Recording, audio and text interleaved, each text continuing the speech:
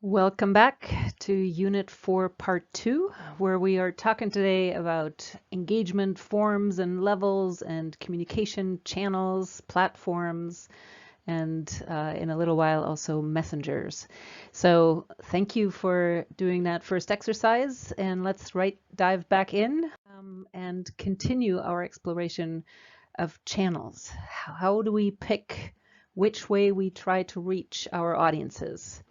I want to give you a little bit of theoretical or at least research-based background on traditional media, new and social media, on passive platforms, and on dialogue, just so that you can really think through, what do I have to consider? What are some of the factors that should weigh in my decisions, which channel to use? It's really important because if you don't use the right one, you might just simply not reach who you want to reach or have an unintended effect. So let's start with the media, traditional mass media. They're really good at certain things. They give you an economy of scale like hardly anything else does to reach many people with one, little bit of communication, and you do it quickly, relatively quickly. Either you produce the content or you are feeding into someone else's content through interviews and movies someone else produces. And because, it tells a society what's important, what's going on, it does raise issues on the public's and political agenda. Many people in climate change say, well, if it was really important, then our leaders would talk about it, because they don't hear that either directly from the leaders or transmitted through the mass media by the, television or radio, simply making it an ongoing issue. I mean, think about how much are we hearing right now about COVID? I mean, it's like 90% of everything on television is about that. Well, it must be important. Everyone gets that, right? But here we face an existential crisis with climate change. And how much has it been on your news? How much has it been in your movie theaters? On your radio? Well, there's a really important element that mass media have in signaling to a society this matters. So we shall not dismiss it. We definitely need them in many ways. And they are really good at making things real in a way, just because they have this opportunity to visualize, to dramatize, to tell stories. And, oftentimes these stories come in a way that are not super demanding on the public. They're relatively easy. You can listen to it on the side. It's relatively simplistically told. Maybe some other forms of the media, say a movie, can bring out drama, can bring out much more of the nuances and complications and complexities. But the news spots that we so often get, 20 seconds, a minute and a half, that sort of thing, there's not that much complexity in that. So in some ways, this is why we can consume them so easily. I also want to simply make the point of think about how much we listen to it. This is just a graphic here over the last 10 years or so of how much daily time we spend with media. And what's included in that is newspapers, magazines, TV, radio, cinema, outdoor ads, so, on the side of the road or wherever you see it, and the internet. So this is an enormous amount.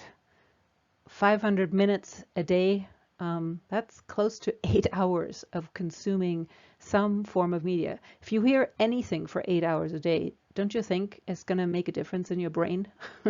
I'm pretty certain it does. The other thing that is really amazing about the media is the means that it has at its disposal to convey something. And I want to point you here. Unfortunately, I can't show it immediately here in this platform. It doesn't, I couldn't figure out how to embed it, but you can go to this YouTube with this link and look at this, I don't know, minute and a half long advertisement, where basically they used black balloons to visualize how much, or how make CO2, make carbon dioxide visible to people, and where it all comes from. It is a dramatic little thing in 1 minute of, what you can convey in that. And it's been actually very successful in raising awareness and getting people to save energy in their household, in their personal lives. So I highly recommend it if you haven't seen it. It was in Unit 3 supplementary materials, but I think it's a really powerful example. The other powerful example that we have is today we have an interview from Raymond Clarisse, who has been our filmmaker all along for this course and has produced now several interviews for us. And one of them is, of himself, with himself, talking about the power of film and the power of documentaries and visual storytelling. So if you get a chance to look at that, it's a wonderful interview. So please check it out. Now, there are some drawbacks and some limits to what mass communication can do, mediated mass communication, and that is that it's meant for the masses. It's not tailored. It is not the kind of, really careful, who is my audience and how do I make that work for that particular audience, and listening to the audience. It's basically assuming some kind of general public and just spitting out the news to them. Now, there is some variation on that theme, right? There's business journals versus, say, a regular newspaper, or there is, public television versus maybe a private channel that is all for kids and all about nature. I mean, those distinctions are made, but in general, you cannot do the sort of fine tuning that I've been trying to preach to you this entire course. It's also not so successful at engaging people really deeply, or at direct persuasion. It doesn't do very well unless you have the Coca-Cola budget, or this ability to resend again and again 1,000 times an advertisement. It is not very good at fostering habitual behavior change. Now, I say this with some trepidation, and my caveat here is the Coca-Cola budget. The whole reason we have advertisement is because it does work, right? It does suggest to you to recognize brands and, buy whatever they're selling. I mean, it does achieve that. But you require an enormous budget and a very high frequency of repeating those same consumption-oriented messages for that to come through and have an effect on your brain. So, for most of us, that's not a reality. We don't have that kind of advertisement budget. It also doesn't very easily provide opportunities for dialogue. Now, it can initiate that, or it can almost report on a dialogue, and so you can vicariously participate in it, but it's obviously mediated. It's not you participating directly in it in most instances. So that's a limitation. Now, the other one is, is the issue of peripheral information processing. Now, that's a bit of a jargon here, but here's the translation to that. Think about how in your own household you hear news or you watch TV. Does everybody just, at a appointed hour go sit down and, watch a movie and then turn it off? Or is it on almost all the time while you make dinner, while you take care of, the household or whatever? It's sort of this background noise almost. Well, if it is on in that latter way, in a sort of background, and you're not paying particular attention, you're essentially taking up some of the information. You might overhear a phrase there, or, you're even following a story for a minute, and then you're like on to like ironing or cooking or whatever the case may be, right? You're not centrally focused on, let me try to understand this. What did they just saying? No, you are just, for the most part, just taking it in while something else is going on. It's in the periphery. And so when that's the case, you're simply not absorbing it as fully or remembering it as fully. And so that's just how our current society is, how our culture is, that's how we often just bring in that information. And in order for all that communication, that mass communication to work, it actually tends to be more impactful if it goes in a couple of steps. Like the media communicate to influential people in your community who then tell you the story. Just think about how many times someone said, "Oh my God, did you hear this story on the radio this morning?" So that's two-step communication. They heard it from the radio. This person, influential right now, to you anyway, tells you and puts emphasis on a particular piece of information and relates that story to you. You probably paid a lot more attention to that particular telling of the story than that peripheral information processing that might have gone on while you were driving to work or while you were making breakfast, right? So it's that kind of in-between step that can actually elevate and make information from the mass media poignant and interesting to you. And we're going to try to use that when we get to the messenger piece. Now, a couple of things I want to say here about this is theory in some ways, but it underlines this point that I just made. For a long time, we were thinking the mass media are basically just, spewing out their information into the masses. And the masses were made up of essentially disconnected individuals. That's that image on the left. And this is called a hypodermic model of communication. It's basically that, the mass media take a hypodermic needle and squeeze information into your brains. That's sort of what, the idea was for a long time. And then these two researchers, Katz and Lazarsfeld, basically said, well, is that really so? Isn't the media really communicating to a few opinion leaders who then, with their credibility, with their legitimacy, with their skill of communicating, they then relate whatever they picked up from the mass media to whoever follows them. So in this way, what I just told you, the story with, someone listened to a story on the radio and then they told you about it. That's kind of what this meant, what this means. And you can imagine, instead of just a little story between neighbors, say, you can imagine it's the mass media talking to a church leader or talking to a politician who then, influences a whole slew of other people. So that two-step flow of communication has been shown to be actually the more accurate case. This is how we communicate and how in a mass information environment we pick out what's important, is that we pay attention to what do the people that I trust think about. This is exactly how social media work with people who have enormous Facebook followerships or LinkedIn or WhatsApp followerships or any of these other, Pinterest, you name it, any of these social media forms. Oftentimes it is in that way that information gets sort of the stamp of approval. And that stamp of approval can make all the difference between it being heard and it not being heard.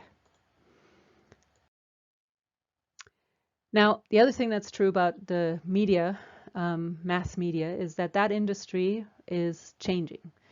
In most instances, and this is not entirely true, including not in Seychelles, but in most instances, the traditional media are currently mostly for-profit companies. They're not meant to be educational.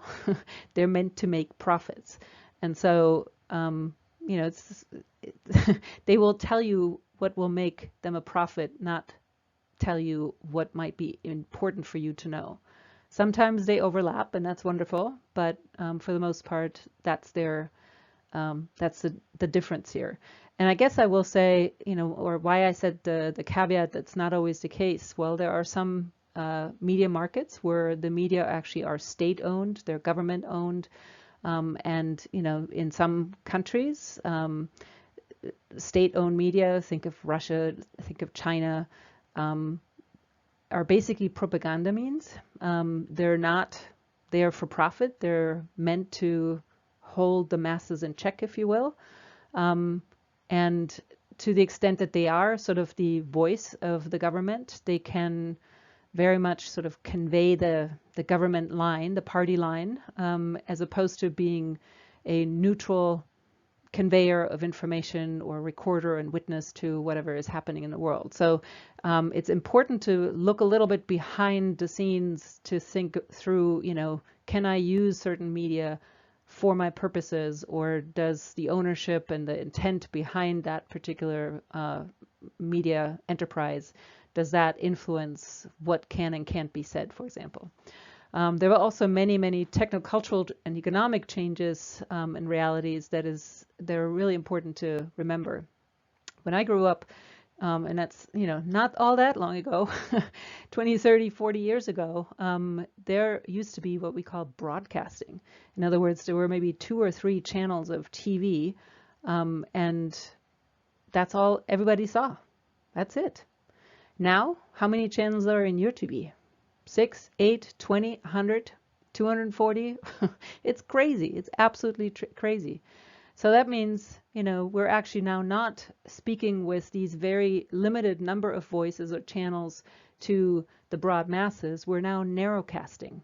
Instead of broadcasting, we're narrowcasting to much smaller segments of the population with each one of these many, many channels.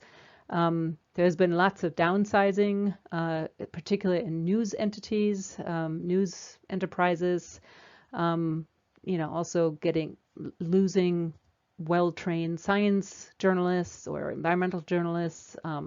So in many ways, it's a more challenging environment for climate change. Not entirely, but there's certainly that element. As I mentioned before, in the case where we're dealing with media industry that is for profit as opposed to for information or for truth, it is basically what sells. And what sells is extreme events, human interest stories, controversies. In many ways, controversies around climate change have been wonderful. Or, hurricanes, floods, that's what you see. But climate change is in many ways not so easily told. Although, again, I want to point you to this beautiful interview with Raymond Clarisse, who basically, and we heard that before from the first interview of radio interviews. It's all about creating ways to tell climate change as a human story, not as a science story, not even necessarily as an environmental story, but as a human interest story. And all of a sudden then climate change has legs. It then all of a sudden becomes something that we care about. We all know that the challenge, if you will, the competition from the internet and the explosion of having much more flexible, cheaper forms of media available is making it harder for the traditional media to survive. And so, what we often see now is that instead of receiving information or education, it becomes edutainment. It's got to be somehow made fun to compete with the much more interesting, maybe dramas and novellas and whatnot, telenovelas that are out there. So that's definitely putting pressure on the large media companies of how to report and how to talk about climate change. And then, of course, also the fact that there is now nonstop reporting. How do you keep a story like climate change that unfolds over decades and centuries? How do you keep that fresh every day? It's challenging. Any reporter will tell you, and we have some among us here in this group. So those larger pieces, the context, the rise of the internet, the having everyone has now a megaphone in their hand, is making it really, really difficult to get through. When you do get through with the mass media, it's fantastic. You reach so many people. You still might need those validators, those opinion leaders, those influencers to really make it rise. But God, when it works, you have a really powerful tool at hand. So here is now this turn to the new in social media. This is just a little maybe fun way of an alternative communication tool, if you will, cartoon to tell you how challenging it is to get through with all of these things constantly blaring at us. So what do we know about that? How is that working in terms of, and what is it good for? Well, I don't need to tell you this, that even before this particular pandemic, there has been an enormous increase in use of new and social media over time. And what I mean by that is nicely captured in that graphic on the right-hand side here. All these different ways in which, not only do we receive information, but we actually can create communication. We put it out there. Everyone can be on Facebook and make little news. Everyone micro-blogging, right? Everyone can capture and generate and spread through Pinterest or any of the other Twitters and whatnot. We can spread news, whatever we perceive to be our news. The use, however, of each one of these different platforms and channels varies quite a bit by age and by country, sometimes by professional groupings. So, for example, LinkedIn works almost identical to Facebook, and yet one is the first one. LinkedIn is for more for professional and business purposes, and Facebook is more for everybody, right? And even that is no longer necessarily the top of all social media. Pinterest and some others have taken over, Twitter certainly. So I guess there is no simple conclusion, even though everyone seems to be now somehow on social media. Can't tell you, oh, you definitely have to use this one or that one in order to reach the most people. In Seychelles, we already know this, we talked about this. Facebook is a really important one. WhatsApp in general is a really big thing in Africa. Here in the United States, not so much. People don't use WhatsApp all that much. Some, but not in the same frequency that it is used in Africa, say. So, the fact that we have that kind of media and that we can access it relatively easily through the internet makes social media a lot more flexible and accessible than many of the traditional ones. If you need big infrastructure to put up a TV tower, that might be too big of an investment, but most of us can get access to the internet fairly quickly and easily. I will say, and I sort of pointed to that already a little bit, that sometimes the social media can play a crucial role in controlling or surveilling people. There are many stories I found for Africa and in other developing countries where sort of the turning off of internet can be a form of social control. It can be control in terms of, think of China and what people can access on the internet. And at the same time, it can also play an enormous role in social activism and organizing. Think of the Arab Spring. Think about, the climate activism recently, Fridays for Future, the school strike. I mean, it's been enormously important as a tool in organizing. What is interesting is that just because people now use this form of communication all the time doesn't mean they necessarily do much more with it. So it's just not clear evidence. There is, certainly in certain instances, it's very clear that the social media played a big role in changing people's behavior or engaging people more on certain issues, but that's not a cross-cut all of these things. And you can think of in how many hours we all spend on this type of media and don't do much else anymore.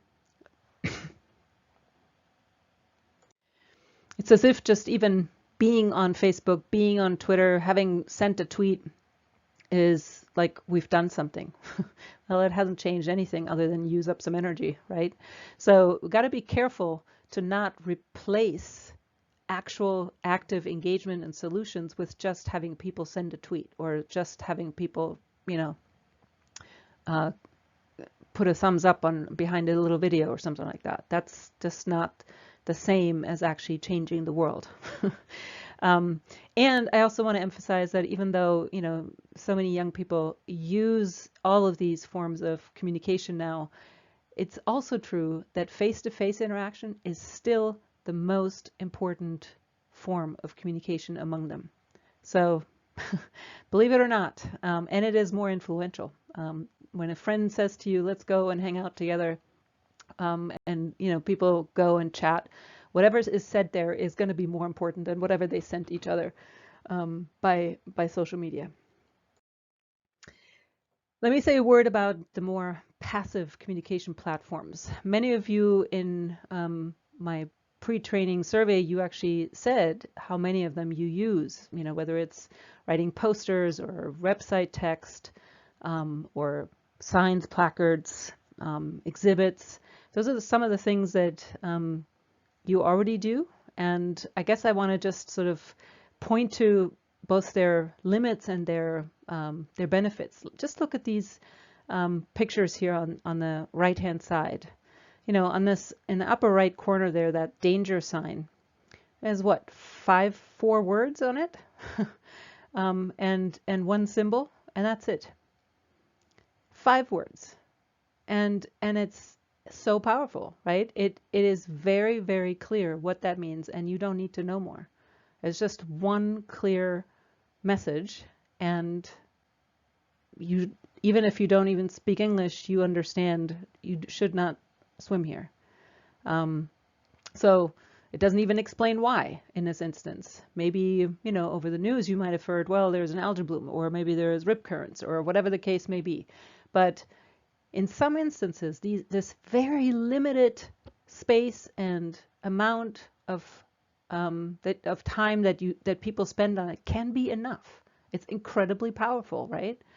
In other instances, you have a website, and you can put so much content on there. You can completely overwhelm people. You can tell everything and everything to everybody if you want to. What we've learned over the last maybe decade and a half of having all these visual displays is that people's eyes move in certain ways across the page. Certain things capture them. If they're in the wrong place on the page, they do not capture them, and you have just lost them. If you cannot, if you basically cannot capture people's attention, or if you bore them in the first 30 seconds or maybe even 10 seconds, then they will leave. They will just simply jump away, and all your good work was in vain.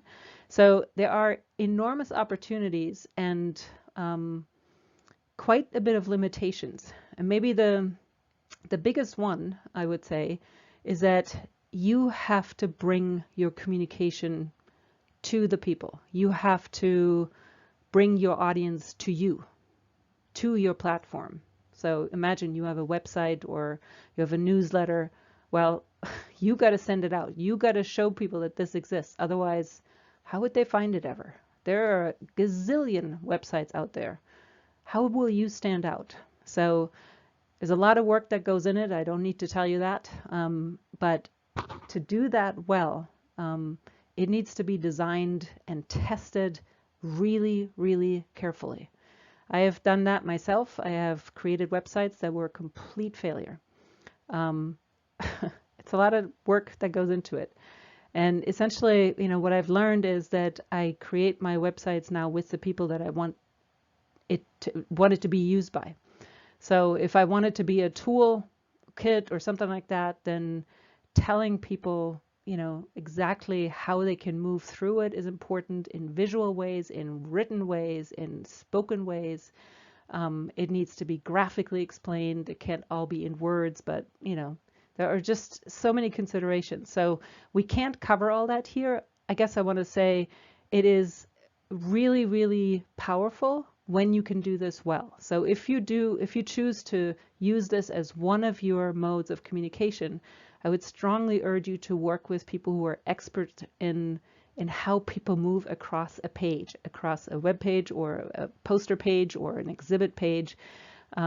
Because if you basically don't capture them, especially in this overwhelm environment, information environment in which we live, you could just, might as well put it in Chinese there. People will simply not read it or get into it if they are not captured really, really quickly.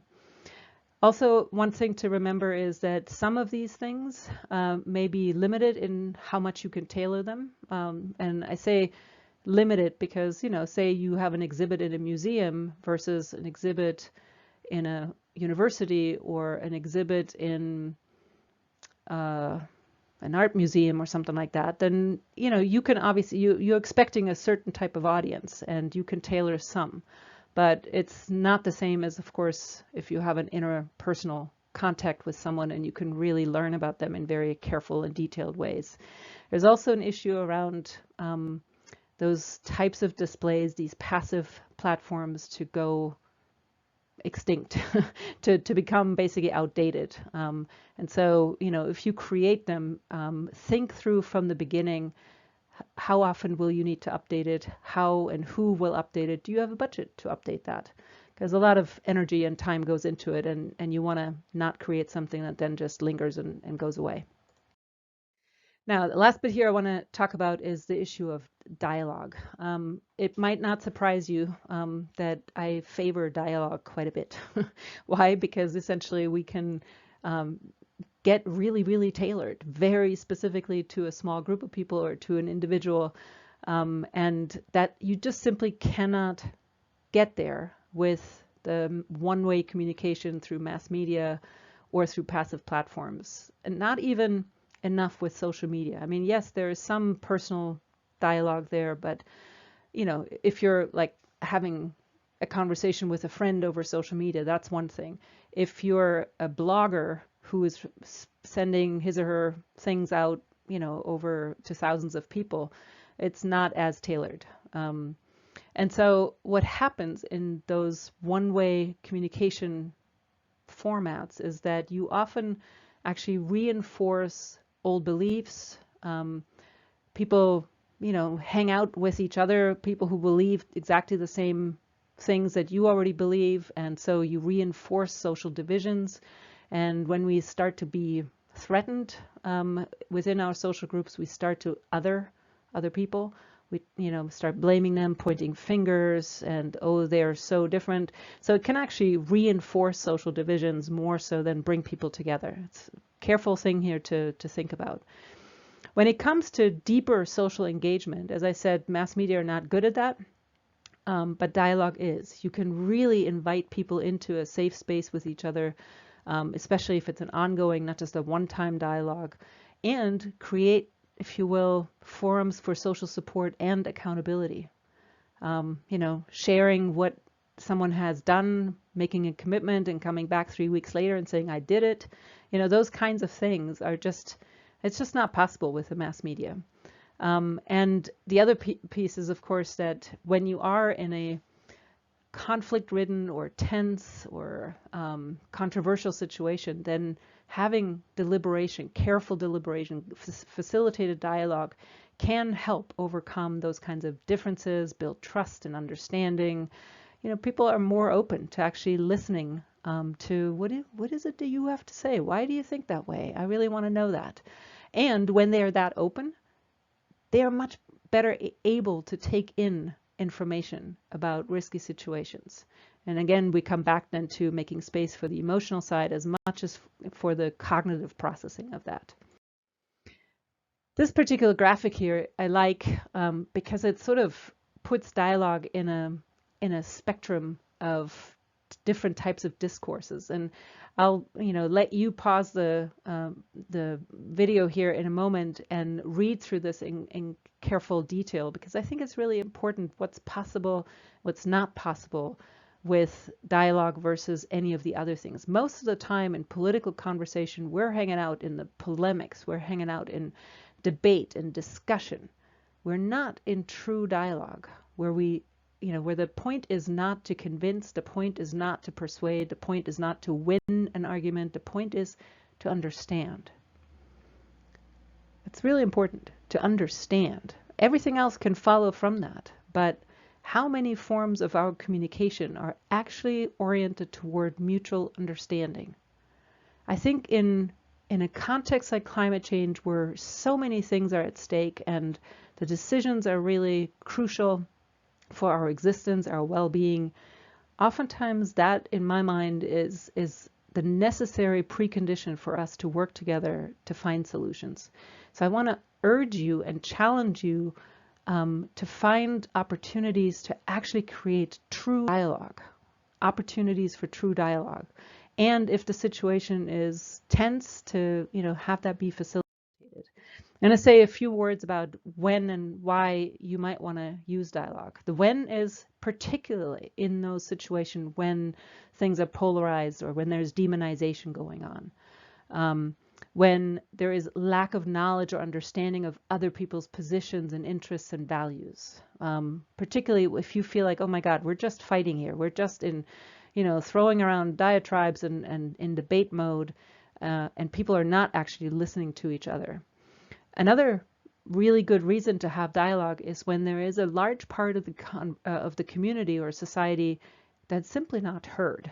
If you think about it, if you think back to the 6 Americas, that spectrum of opinions on global warming here in the US, the people who most show up in public meetings to think about solutions are the alarmed on the one hand and the dismissive on the exact opposite end of the spectrum.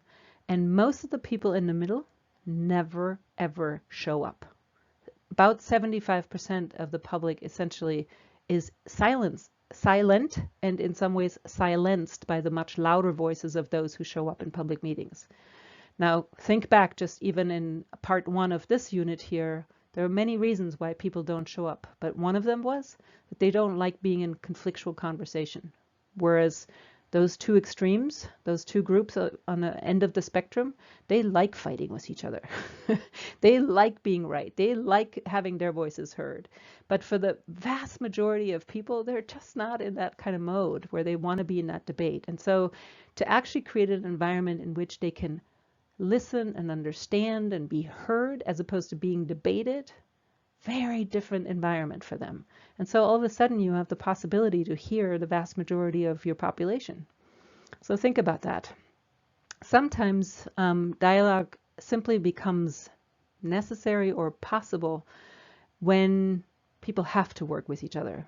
Say imagine there was a situation where people were just yelling at each other before, and then a crisis happened, and all of a sudden these very same people need to work with each other. This might have happened even now around COVID, right? So out of a result of necessity, like created by crises, mandates, or people fearing that they lost their political legitimacy, people might actually come together. But then how do you begin a conversation? If you yesterday were fighting and today you need to work together, how do you do that? Well, you might need that dialogue to help you come to a place where you can actually cooperate and collaborate with each other. And the last thing that I guess I want to say is that dialogue works when people are willing to be disturbed. This is Margaret Wheatley, who said that it's, I think, a really great way to capture the kind of openness that is required to be willing to shut up for a while and listen, to simply, be willing to have your own opinions be maybe slightly moved or opened up and maybe revised.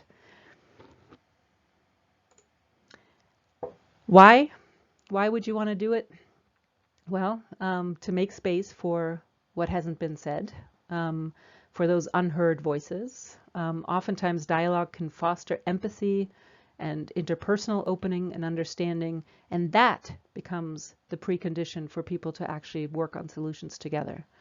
Oftentimes it can help cross those cultural and ideological divides. There have been many, many examples where people who have diametrically opposed opinions on matters of life and death, the death penalty or abortion, or a long-standing conflict, say between Israel and Palestine or something like that, where they have come together in dialogue, and though they may still not agree on the next step, there is some small thing has been repaired in the human connection. And that is that they were willing for a moment to just put down their weapons and hear each other. And so that can be a really, really important reason to try to have one. And so then to, what they find is that common ground, that common humanity across those differences. How you would do it, I think that what's really interesting here is to maybe think about this definition that I put up here in the right-hand side. Dialogue is a process for talking about tension-filled topics that aims to build relationships between people as they share experiences, ideas, information about a common concern. So it aims to build relationship. If that's your goal, your ultimate goal, then think about, what mode of communication. You don't come in necessarily with a, message triangle, right? It's totally not the place for that. In this instance, you might come in with questions, truly open-ended, stimulating, generative questions that open a dialogue. And it might be a form to it, but essentially it is about inviting people into exploring and listening and truly hearing. Again, aiming for understanding, not concrete action or, you got to come to my side at the end of this. Doing that together can be incredibly powerful, this creating that understanding together. And of course, the longer, if people are in a sequence of dialogues, it can really deepen the trust and really bring people around in a way that doesn't happen necessarily if you just sit down for 2 hours together. I've been in various forms of dialogues over time in different formats, and I just find them one of the most powerful human tools, I suppose, we have. I have the little symbol up here for the folder in the supplementary materials. I have lots of good information for you, including sources for how to facilitate dialogue, what it is, and examples of when it's been used. You might want to check that out if you're interested in this form of communication. I also will say, again, if you are in a particularly sensitive position or a situation with this dialogue, you might want to consider involving a neutral or skilled facilitator. And what I mean by neutral is someone who is perceived by all sides involved in this dialogue as not having already a made-up position, but who can truly be there to facilitate the process and not be intent on having a particular outcome. So just to quickly summarize this, the traditional media, super powerful in many ways, but going through big transformations. TV and radio oftentimes are now more important than papers as news sources, but we don't listen to it as intently, as centrally anymore as we used to. So that makes it more difficult of how to get through and have it stick in people's head. Many people get their information increasingly from the internet and through these mediated two-step processes of communication. So you already get something filtered, Google filters and all these other search engines filter and tailor something to your opinion, and that in many ways is, well, great, I get exactly what I want, but you never get challenged in your thinking that way. You just basically get more of the same. And so that can actually reinforce social divisions and makes communication more challenging. Everyone now has a megaphone essentially in their pocket, and that can make it more difficult to get through. So you want to really think carefully about how to use them in an effective way and to stand above and out and above all that background noise. It can be super helpful, the social media in particular, to network and organize people, but don't think of that's going to solve everything you need to solve. There are signs of people just being tired, sick and tired of one more Facebook post. It just doesn't necessarily all get processed in our brains. So the attention span for a post on any of these social media is probably 2.5 seconds. I don't know the exact number, but you can, probably make sense just to you in your own experience how quickly you scroll through whatever came in today. So if you want people to engage more deeply on these more complex and difficult issues around climate change, I really strongly encourage you to find ways for interpersonal engagement, active engagement, and dialogue. And so here we are. I want you now to think about all these factors and get together with your training partner and figure out in your example that you chose with the particular goal and the particular audience you have, what is a good, useful communication channel or set of media to use. And you might use more than one. In fact, you might strategically combine interpersonal with social media or mass media and other opinion leaders and personal contact with them or whatever, or a dialogue somewhere embedded in the middle of all of that. So there might be many, many different ways to combine these different forms. And I want you to really think through, why would I use that? What's the drawback? What's the benefit of using it? And then, once you basically select one, really talk that through and figure out how can you make this as active or interactive as possible. Okay. There's a checklist in that exercise to help you think through some of the questions. I'm not going to go through them here now. The same set of questions is there, but essentially it helps you think through, why would I use a certain type of media or channel with the audience that I have selected. All right, go do that. You push the pause button here, and when you come back, we'll come back to the question of identifying the right messenger. Okay, welcome back. We now turn to the question of finding the right messenger. You have your audience, you have your goal, you have tried to make that more powerful through emotions. You've looked at barriers and how to reduce them. You've looked at framing, key messages. And just now we've looked at channels. I now want us to think about, well, who should convey whatever you want to convey? This has come up now a number of times, and many of you have intuitively thought about, well, I'm not the right person to tell that story or reach out to this particular audience. It ought to be somebody else. Well, I want to begin this section here with a little story. This is the story of the hairdressers of Georgia, which is a state here in the US. Some years ago, the public health officials in Georgia discovered that there was this significant increase of sexually transmitted diseases. And they were, trying all kinds of things, putting information about STDs on websites and pamphlets and even TV ads. And I mean, they tried multiple ways of addressing this issue, trying to educate people about it and what they could do about it, and nothing really worked. They didn't see any change in the numbers of in this trend of increasing numbers of sexually transmitted diseases. And so they thought, well, how can we get to these women? How can we get our message through? And they came up with the hairdresser. Think about it. We all spend hours every 6 weeks or so spellbound in a chair having our hair done. And, it's typically someone we see not just once, but we see multiple times. And if we like them again and again, for many of us, hairdressers are really important because we really want our hair to look good.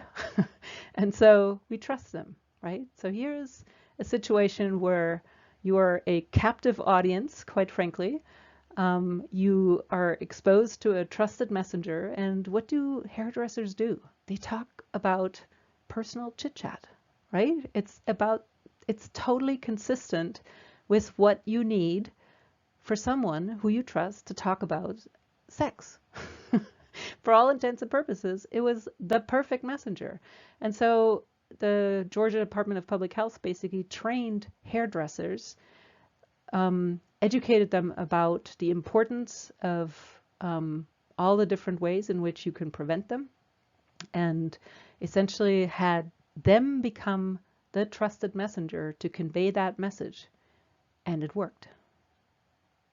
That's the power of choosing a messenger that is completely consistent with the situation, the topic, the constellation of you sitting there for an hour. You can't go anywhere while your hair dries. I mean, it's just perfect. So I want you to think about all the ways in which you can find someone who is that.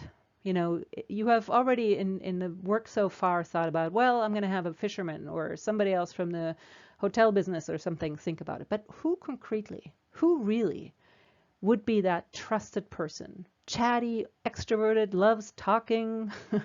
I mean, you know, don't put an introvert into that kind of position. It's not going to work really well, right? Someone who's popular, or at least, you know, someone who you know about, who is well connected with that audience that you want to reach. I have this phrase here, the PLUs, people like us. That's who we most trust. People like us, say our friends, people in our family, people who have the same profession, people who live in the same town, people in our country versus other countries, right? It depends on the context, what that means, but it is essentially, it needs to match the situation that you're trying, in which you're imagining communicating. So making it congruent with the frame. Now, you might say, well, how's a hairdresser related to sexually transmitted diseases? Well, obviously, it's not the hair part. It's that you have a communication situation where people talk about intimate things that would not necessarily be easy to talk about anywhere else. And so it worked.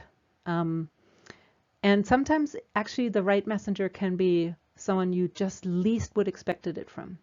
So say there's a business person, you all expect them to just be talking about profit and, you know, their self-interest. And what if that person turns out to be an incredible civic leader, or is a dad who just adores his children and cannot stand, you know, just leaving a future that is not worth living. So it might be sometimes a surprise that can get people's attention, and because it's so counterintuitive that, wow, if he says that or if she says that, then I must really listen to this. So that can really work too.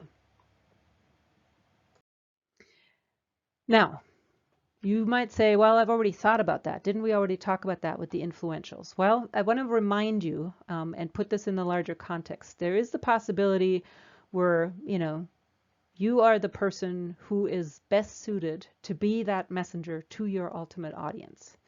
But there are other situations, and that's what we did in our first session really with each other, is where you need to reach a primary audience, a primary target audience, and let them be the messenger to the ultimate audience you want to reach. And then there's a situation where, you know, you need to just reach that one messenger, and then they become the perfect person to speak. So they could be the same thing, or so this messenger or the primary audience might be the same one and the same, or you might need to reach a messenger who reaches your primary audience, who then can, you know, speak to the ultimate audience. So I guess what I want you to do in this next bit of time here, and the exercise that follows, is to really think through, do I already have the ultimate messenger, or do I have the ultimate audience, but really I still need a right messenger, or am I that? You may very well be. Don't be shy. This isn't about that. This is about matching the messenger with the message, with the frame, and with the situation and what you need, and quite frankly, with the communication channel. If you use a messenger who can't use or is really inept at the particular channel that you have chosen, well, then one or the other needs to be adjusted, right? You might have somebody who, say you decide, you know, I'm a good messenger for you. I'm not on Facebook.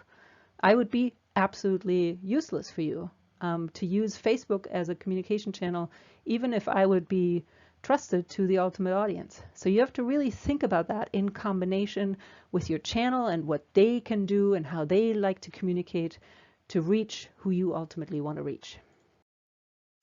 This is what we talked about before, this, you know, identifying opinion leaders and influentials and what makes them opinion leaders. So I don't need to go over that again, but, you know, think about whether your opinion leader that you identified before also is the right messenger, or whether you need still someone else. You may not. I just want you to carefully consider that, especially in light of all the different other pieces by now that we have worked on, including just now the channel. And then I want you again to get together with your training partner and identify the right messenger. Maybe there's one or two. Just select them and think through these kinds of questions as you see here. Where do people go for advice? Who has influence over the audience? Who is most trusted? How can you reach them? And then how would you approach that messenger? What would you ask of them? If they are not yet on the cause of climate change, how would you find out whether they would be willing to do that? I mean, think about, again, this example with the Georgia Department of Public Health. They didn't know how it would work to work with hairdressers and sexually transmitted diseases. So, they did some work to get to know them and to see in what ways they could talk to them about it. And once they kind of gave them the information about it, they kind of let it go. They just let the hairdresser take the message from there. They didn't even tell him, and you must say this, or here's the pamphlet or something. That was not, they only worried about that first part. How do I approach it, and then let the messenger do the work for them? So I want you to think about that together with your partner and see who is it? And if you have a name, if you have a real person's name in mind, write that down. All right, we're going to pause again here, and you do that work. And then when you're ready, come back and continue with the rest of this lecture. Okay, now look at this much work that you have done over the last several weeks, replicated here or synthesized here in all these exercises.